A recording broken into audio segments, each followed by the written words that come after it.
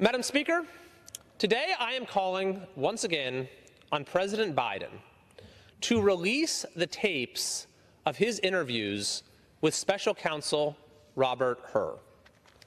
The House Judiciary Committee has issued a subpoena asking for these recordings, and Biden and his Justice Department have unlawfully refused and exerted executive privilege in a situation where that privilege is totally inapplicable. And we don't need to speculate as to why the administration is doing this. They have told us so directly. In a letter to the Judiciary Committee, the White House stated that they are afraid that the recordings would be used against the president and damage him politically. But the thing is, that is not an appropriate basis for defying a congressional subpoena. Let's remember how this all started.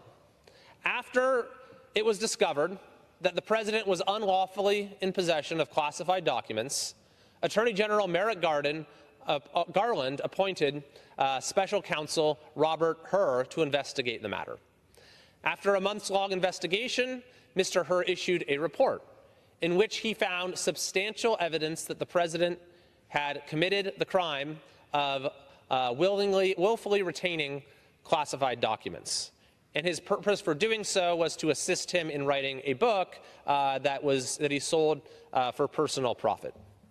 So Special Counsel Hur reported this significant evidence of crimes, but he did not charge the president. And one of the reasons he said he did not do so, even though he testified that a reasonable juror could have voted to convict, is because he found, based on his experience with the president in the interviews, that he would come across to a jury as I believe the quote was, a well-meaning elderly man with a poor memory.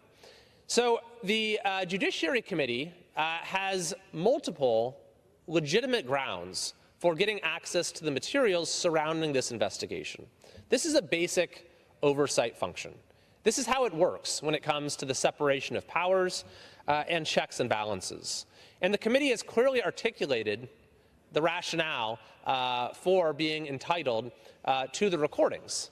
And yet the Justice Department refused to hand them over, and then on the very day that the Judiciary Committee convened to issue a contempt citation against the Attorney General for defying the subpoena, suddenly there was an assertion of executive privilege. However, there are several reasons that this is invalid. Number one is that the privilege has been waived, if there ever was a privilege. The White House has already released transcripts of the interviews, and so there's no rational basis for saying that the transcripts are not privileged, but the interview itself, the recordings themselves, are privileged.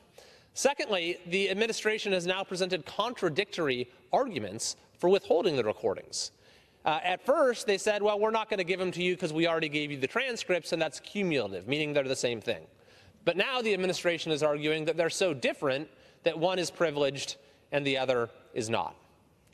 The main basis that they've given for withholding the recordings is that this will somehow discourage witnesses in future investigations from cooperating with the investigation. But this argument has no merit whatsoever. Because again, they've already handed over the recordings. So whatever deterrent effect might exist, surely it would apply to the possible revelation of the interviews in printed form just as much as it would in oral form. That being said, we also need to remember that the president was not just a witness in this case, he was actually the target of the investigation. And so if we're really looking at what effect this will have on future investigations, it would only apply to that very narrow set of investigations where it's a president being investigated by his own administration. And apparently the argument that the president or attorney general are making is that in that future very narrow circumstance, if the president knows that the transcript of his interviews will be released, he'll be okay sitting with you for the interview, but if he knows that the recording will be released, then he won't. Obviously, this makes no sense whatsoever. And the reason that the White House is just grasping for completely frivolous arguments is because they've actually already revealed their true motivation. They put it in print. They put it in writing. They said that they're afraid this will be used against the president politically. But that's not the way the rule of law works.